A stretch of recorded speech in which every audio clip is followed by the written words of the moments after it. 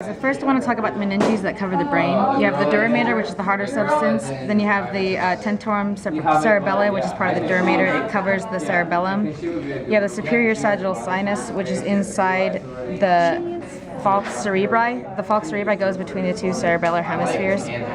Underneath the dura mater, you have the arachnoid mater. And coming from the arachnoid mater are arachnoid granulations. And then directly covering the brain is the shiny stuff called the pia mater. And then in the telencephalon, you have the gyri, which are the bulges all across the brain. The bulges are the gyri. And then the cracks in between are called the sulcus.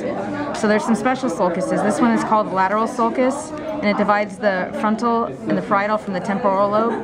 Then you have the central sulcus, which is this one line that goes across, and that divides the frontal and the parietal lobes. Then you have the longitudinal fissure, which separates the two hemispheres. And you have, these are the two cerebral hemispheres here.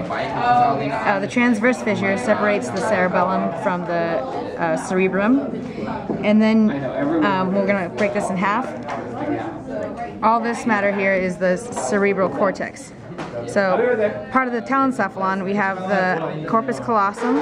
Dude, I can't do this thing. You have the septum pellucidum, which divides the two lateral ventricles. And then this is the fornix. Then we have the olfactory bulb and the olfactory tract, which are also part of the telencephalon. So now we go on to the diencephalon, which has the thalamus, and the hypo is in the front. Epithalamus is in the back. And then you have the interthalamic adhesion, which is this dot here. And now we're going to look at this other brain sample that actually has a pituitary gland. So, PIMP, pituitary, infundibulum, pineal, mammillary body, and then pineal gland. And now we'll look at the ventricles model here. These are the lateral ventricles. This is the interventricular foramen. This is the third ventricle. This is the cerebral aqueduct. And here we have the fourth ventricle. Okay.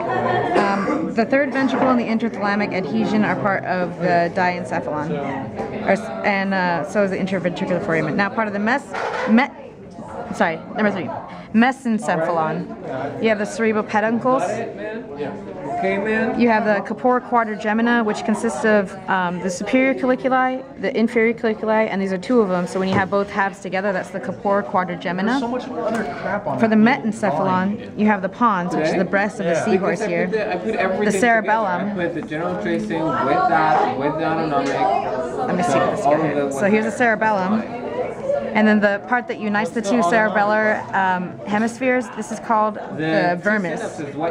One of these is the cerebellar hemisphere. And inside this you have the arbor vitae, which is the white matter, and the gray matter is called the cerebellar cortex, is the gray matter here.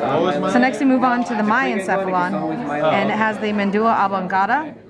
And then the fourth ventricle, which you can see right here is the fourth ventricle. Hopefully you do. So now we move on to the cranial nerves.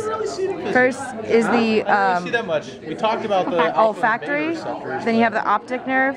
We didn't really talk about. Then here, we haven't talked oculomotor. about much about the nervous system in general.